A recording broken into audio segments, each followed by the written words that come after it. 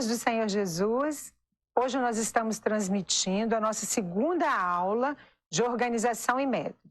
E estão presentes conosco as irmãs que compõem este grupo, a professora doutora Fernanda Zanetti Neri e a professora doutora Késia Nunes. Lembrando que o objetivo geral do nosso trabalho é auxiliar as famílias na organização da vida cotidiana dos nossos filhos. No entanto, na reunião de hoje, o objetivo específico é compreender que para a organização da vida dos nossos filhos, nós precisamos também compreender a importância das relações afetivas e dos estímulos para o desenvolvimento psíquico. Para iniciar, então, eu convido os irmãos a ler o texto que se encontra em Deuteronômio 4:1. Agora, pois, ó Israel, ouve os estatutos e os juízos que eu vos ensino, para os cumprirdes, para que vivais e entreis e possuais a terra que o Senhor, Deus de vossos pais, vos dá. No texto, vimos que Moisés exortava o povo à obediência, a ouvir e a cumprir os estatutos e os juízos que o Senhor estava ensinando a Israel, a fim que vivessem. Mas para quê? Para entrar e possuir a terra que o Senhor os daria. Posteriormente, Caleb, em Josué 14, manteve o mesmo foco, alcançar a terra, e ele perseverou. Quer dizer, ele controlou o seu pensamento enquanto muitos desanimaram. Este é o segredo revelado: perseverar no ensino aos nossos filhos. Caleb disse: subamos animosamente e possuamo-la em herança, porque certamente prevaleceremos contra ela. Amamos os nossos filhos e precisamos direcionar este amor para estar presente com qualidade de tempo em que nos é possível estar ao lado deles, direcionando para dois futuros: vida eterna e vida terrena. Jesus nos deu, nos 3 anos de ministério dele, ele não só tratava da alma do homem. Quando ele disse à mulher cananeia: ó mulher, grande é tua fé, mas possibilitava ao homem seguir a sua vida. Seja isso feito para contigo como tu desejas. E desde aquela hora, a sua filha ficou sã. Somos pobres e necessitadas, mas o Senhor cuida de nós e nos abençoará e estará ao nosso lado neste trabalho. Assim como na igreja, vivemos em um só corpo, na criação dos nossos filhos. Não basta trabalharmos para prover moradia, alimentação. É fundamental mostrar o mundo em que vivemos e ensinar como eles podem ser bons cidadãos. Um dos conhecimentos que poderá nos ajudar se refere ao desenvolvimento humano, suas intervinculações e interdependência do nascimento à velhice. E a irmã Késia nos mostrará que o amor e os estímulos são a base para esse desenvolvimento do cérebro.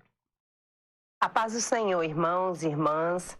O nosso objetivo é ilustrar resultados das pesquisas da neurociência e das ciências humanas e sociais, comparando a estrutura do cérebro com a construção de uma casa.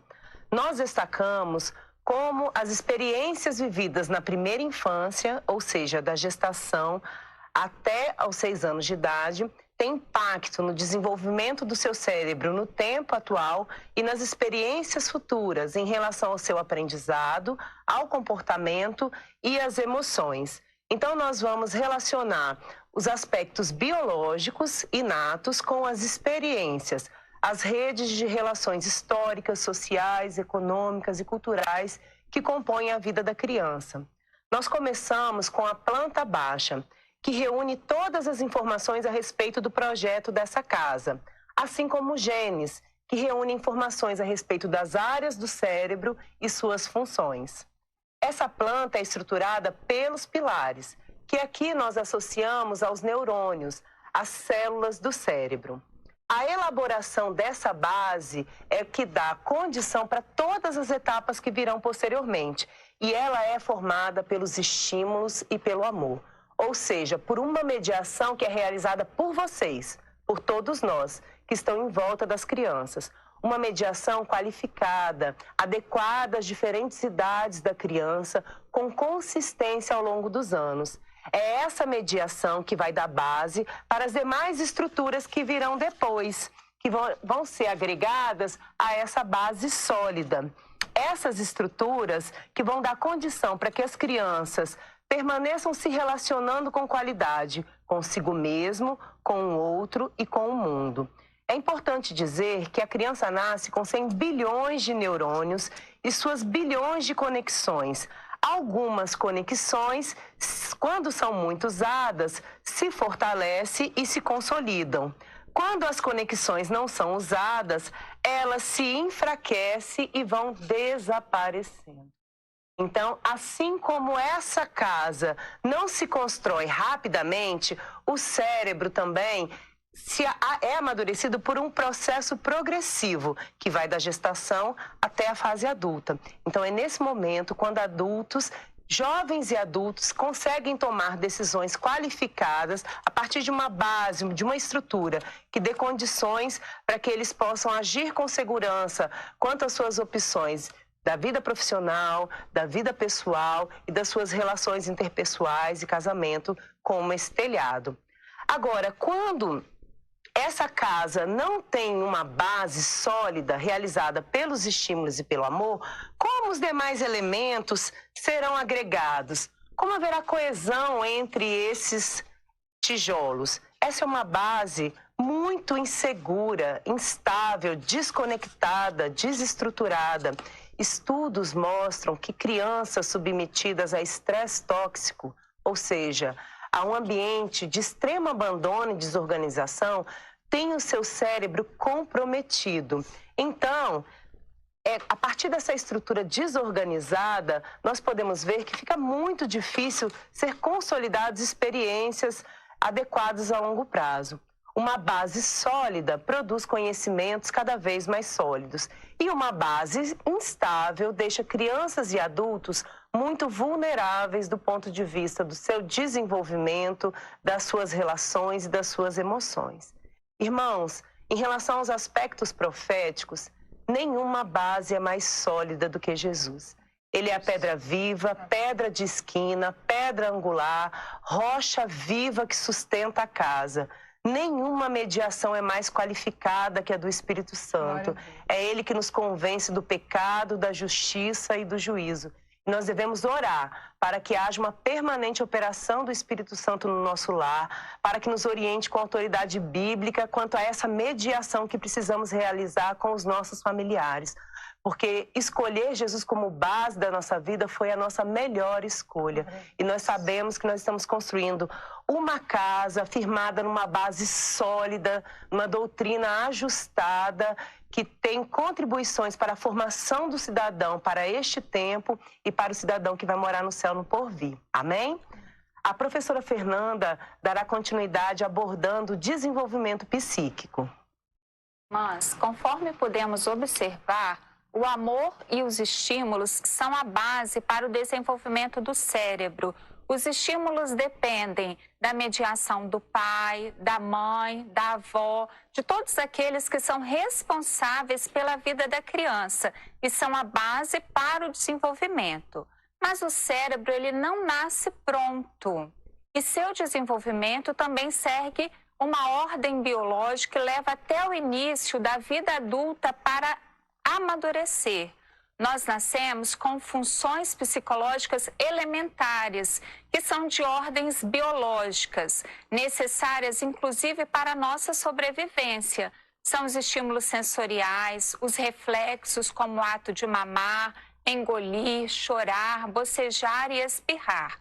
Todavia, determinadas funções do nosso cérebro, como a sensação, a percepção, a atenção, a memória, a linguagem, o pensamento, as emoções, se desenvolvem a partir de um processo que inicialmente ele é interpsíquico, porque são relações especificamente humanas, que se desenvolvem entre as pessoas, entre a criança e a família, entre aqueles que estão com ela.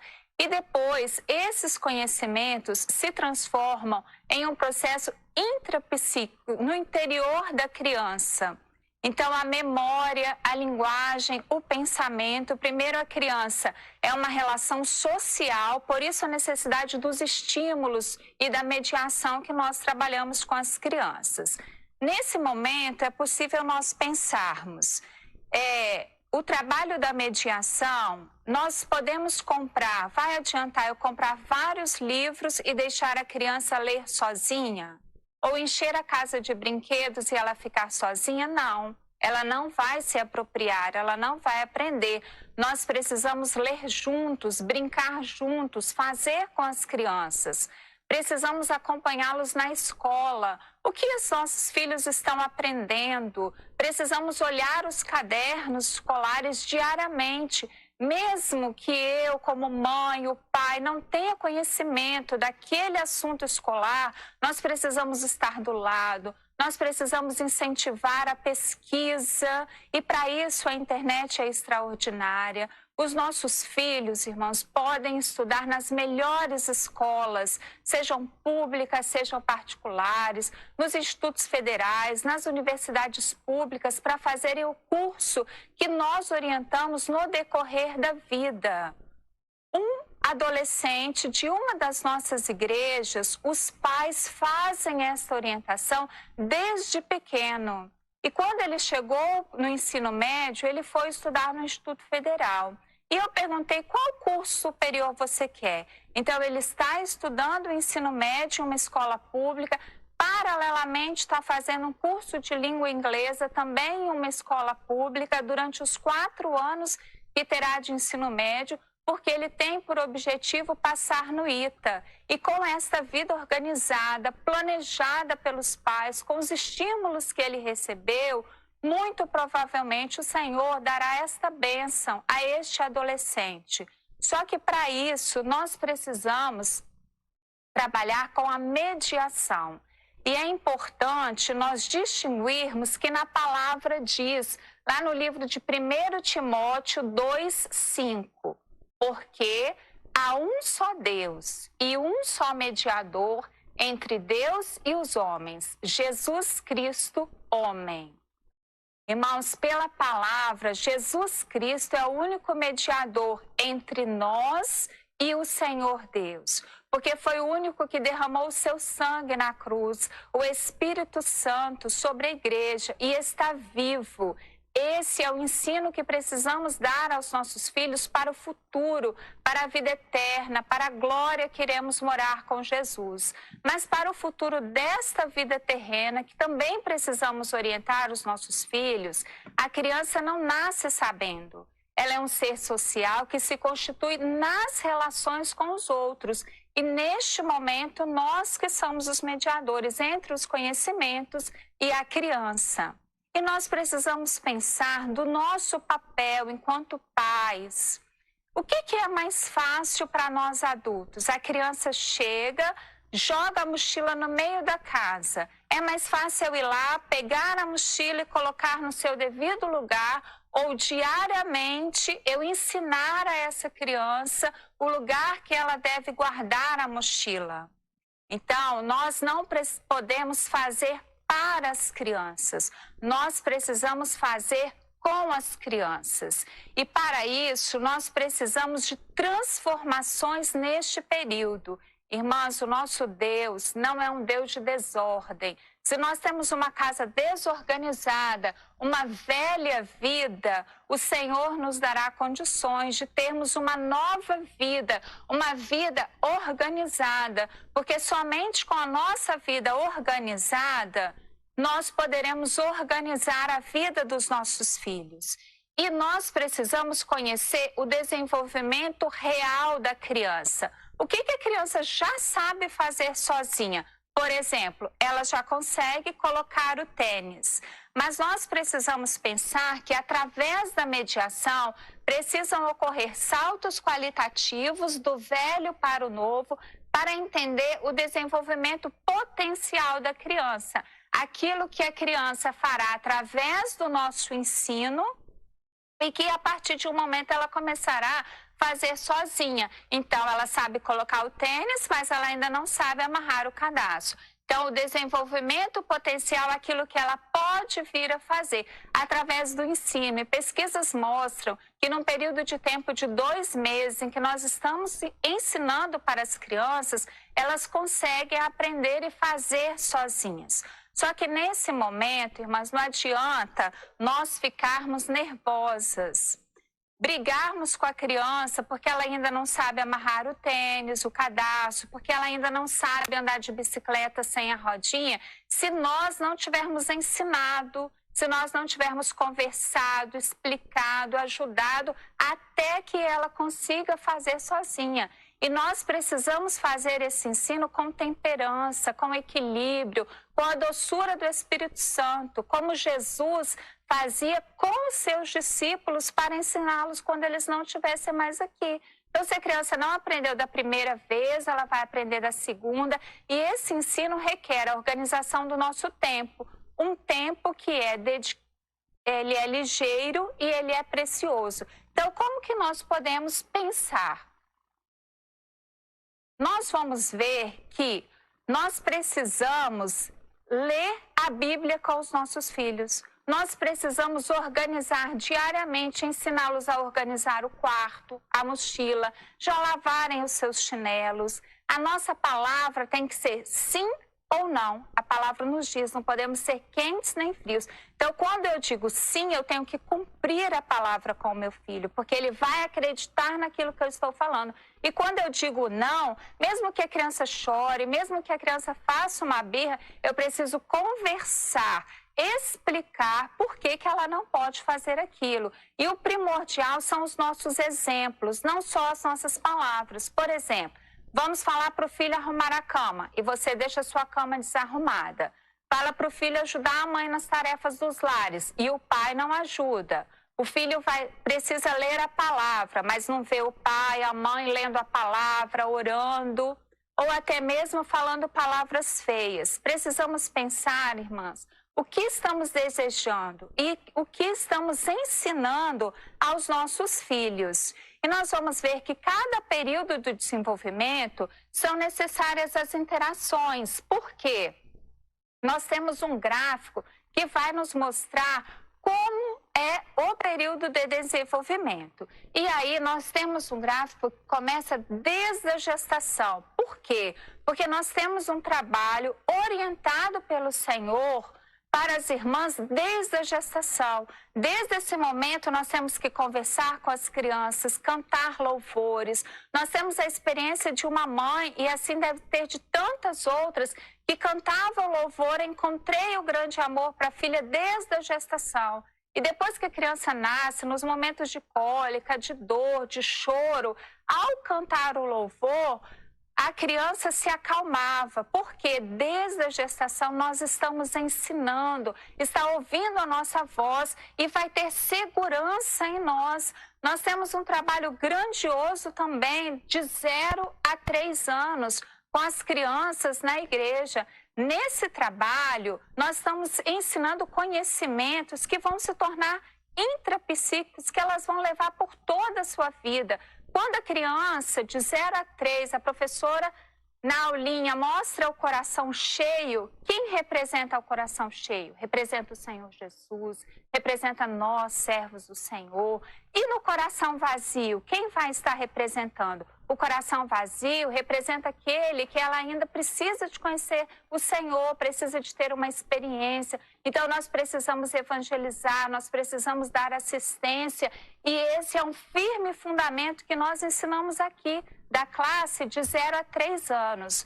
Agora, nós podemos observar pelo gráfico que o período da infância, que vai de 0 até os 6 anos, é o período que tem um desenvolvimento intenso. Então, nesse período da primeira infância, é o período que se desenvolve a personalidade, a constituição do caráter, a constituição da moral, da mente futura dessa criança, como ela pensa o mundo, como ela pensa a si mesma, como ela se relaciona com os outros. Então, nós, pais, professoras das escolas bíblicas dominicais, precisamos investir neste momento da primeira infância.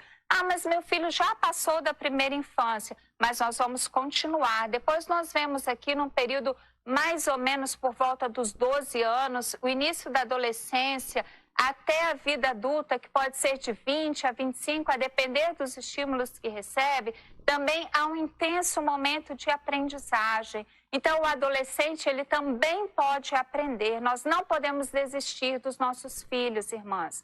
Precisamos ensinar os adolescentes, precisamos ensinar os jovens.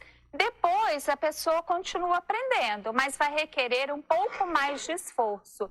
E o que nós podemos fazer, conhecendo o desenvolvimento psíquico, para as nossas crianças, para os nossos filhos? Nós vamos ver que, para que ocorram esses saltos qualitativos na transformação, nós precisamos ensiná-los a ser como Caleb. Caleb recebeu uma tarefa dada por Moisés e ele perseverou. Ele não olhou para a direita nem para a esquerda, porque havia uma recompensa, alcançar a terra que mana leite e mel. E para os nossos filhos terem uma vida organizada, eles também terão uma recompensa. Nós precisamos entender a recompensa nos estudos, no trabalho, na vida adulta equilibrada. E na nossa primeira reunião de abril, irmãs, nós aprenderemos por partes. Nós vamos trabalhar junto com as irmãs as interações que podem ser feitas da criança desde a gestação até a vida adulta. Agora, é muito importante nós entendermos que cada criança é única, seja a criança com ou a criança sem deficiência.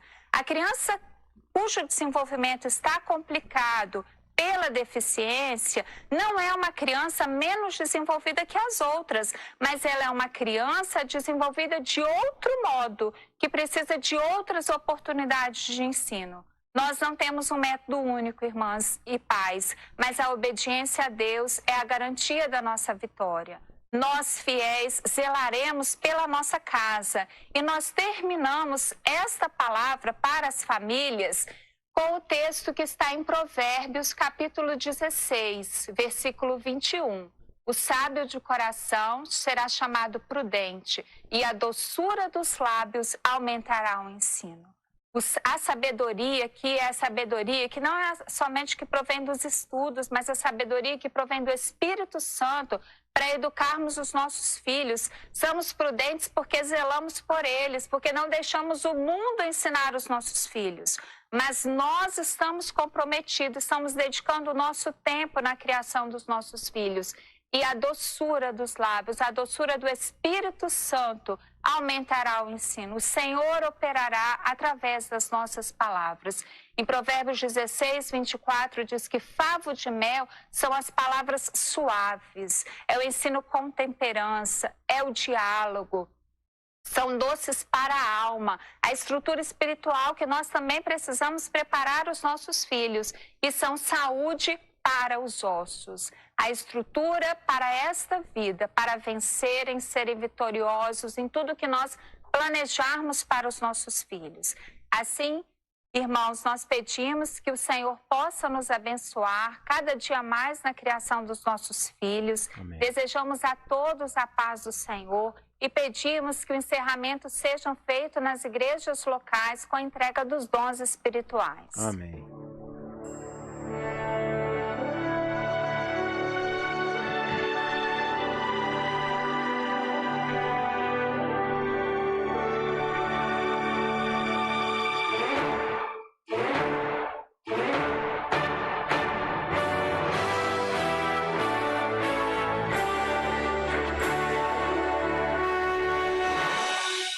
Amém, irmãos. Vamos, antes de encerrar, louvar ao Senhor, ainda com um louvor.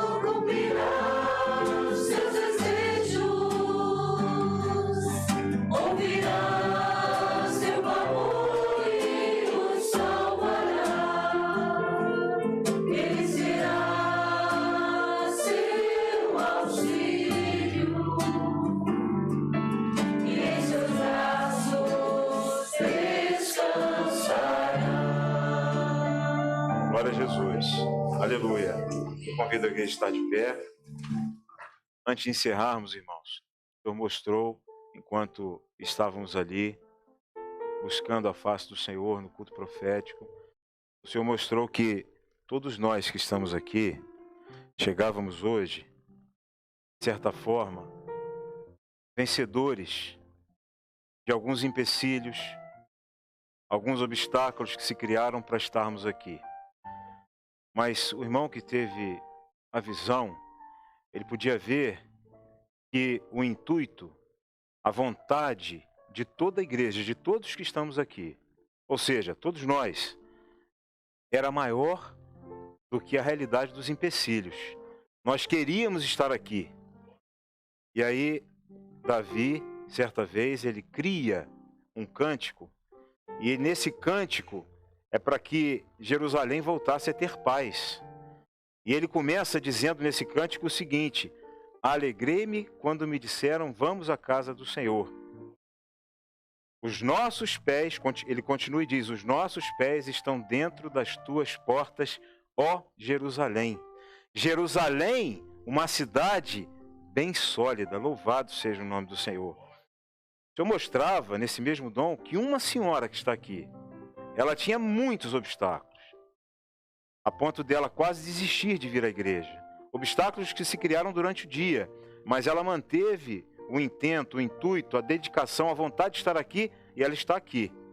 E o Senhor renovou e diz a você, meu irmão, o seguinte: olha, valeu a pena estar aqui, porque é bom para nós estarmos na presença do Senhor. Eu mostrava também de que a igreja fiel, ela está em um patamar. E o irmão que teve o dom, ele via de que se levantava uma rocha por sobre essa igreja. Essa igreja, ela tinha aparência, o prédio, mas em um determinado momento ela perdia essa aparência, o seu tamanho, ela se diminuía muito e crescia sobre ela uma grande rocha. E essa rocha sustentava um povo lá em cima. E de tempos em tempos o Senhor permitia que essa rocha, ela se abaixasse para que algumas vidas pudessem participar também deste patamar, ou seja, serem elevados à proximidade com o Senhor. Interessante que durante essa aula eu anotei algumas palavras que as irmãs colocaram. Uma delas disse assim: olha, nós temos uma doutrina ajustada. A igreja fiel, ela é fiel e ela está nesse patamar porque ela segue uma doutrina ajustada, uma doutrina que emerge da palavra, uma doutrina que é eterna. É a igreja fiel, que não titubeia, que não vive em verdade relativa. Porque servir a Deus, crer que Deus existe, meus irmãos, isso é muito fácil. É muito fácil. Aliás, eu acho difícil alguém não crer em Deus, né? São poucos. Mas caminhar, traçar os seus passos aos passos de Jesus, isso é outra coisa. Mas há uma igreja que tem se ajustado a isso. Louvado seja o nome do Senhor. E uma outra irmã disse também sobre uma igreja sólida, que dá suporte às crianças. E se nós analisarmos essa metáfora e colocarmos os novos na fé, aqueles que entram por essa porta, ou em qualquer outra igreja, a igreja lá de Recife, a igreja da região dos irmãos aqui, em qualquer lugar que uma criança espiritualmente falando, sem maturidade espiritual, ela se depara com essa doutrina ajustada, ela também entra nesse patamar. Quando ela quer, ela sobe e o Senhor dá todo o suporte. E a igreja tem essa incumbência. E nessa hora, uma palavra dedicada para as crianças, intermediários e adolescentes, porque a nossa preocupação, nós não conhecemos o momento da volta do Senhor. Se alguém aqui souber, me fala, porque eu não sei. Portanto, devemos estar atentos e preocupados com os nossos filhos. Mas há uma igreja que tem sido sólida. E Davi, ele diz isso: eu estou alegre porque vou entrar dentro de Jerusalém. Aliás, os meus pés já estão nas portas. E é isso que a igreja vive hoje. Nós estamos já nas portas. Em breve entraremos nessa cidade. Louvado seja o nome do Senhor. Vamos encurvar a nossa cabeça, vamos orar. Senhor, nós estamos alegres nessa noite, pois viemos à tua casa. Estamos na tua casa. E aqui encontramos todo o respaldo, todo o recurso da tua glória. A estrutura, ó Deus, aquilo que é real, aquilo que é verdade, porque nós temos um que é o caminho, a verdade e a vida. E nós glorificamos a Ti por isso, Sobretudo, Senhor, pois o Senhor tem nos dado um ambiente, ó Deus, propício aos nossos filhos. Ambiente pelo qual eles têm crescido em maturidade, têm desenvolvido a sua mente nos caminhos do Senhor. Ó Deus, nós suplicamos a Ti que Tu continues a nos ajudar, nos dando, Senhor, graça, paciência, mansidão, sobretudo sabedoria para lidar com os nossos filhos, com os nossos netos, Senhor, com aqueles que lidam com as crianças na igreja, os professores. Senhor, dá-nos a Tua bênção. Abençoa-nos nessa noite. Sê conosco de volta aos nossos lares, os irmãos aqui aos hotéis. Nós oramos assim e Te agradecemos em nome de Jesus. Amém. E ainda em Teu nome dizemos que a graça do Senhor Jesus, o nosso Salvador, o amor incomparável de Deus, o nosso eterno Pai, as doces consolações e a direção do Espírito Santo repousem sobre vós e sobre todo o povo de Deus, hoje e até a volta do Senhor Jesus. Amém. Podemos sentar, queridos. Nós, no começo, não saudamos os irmãos que nos assistem pela transmissão. Eu peço desculpas. Então, a todos que nos assistem, a paz do Senhor. Quantos, Jeff? 20 lugares assistindo. Amém. Glória a Deus. Louvado seja o nome do Senhor. Aliás, temos irmãos aqui que também estão aqui presencialmente.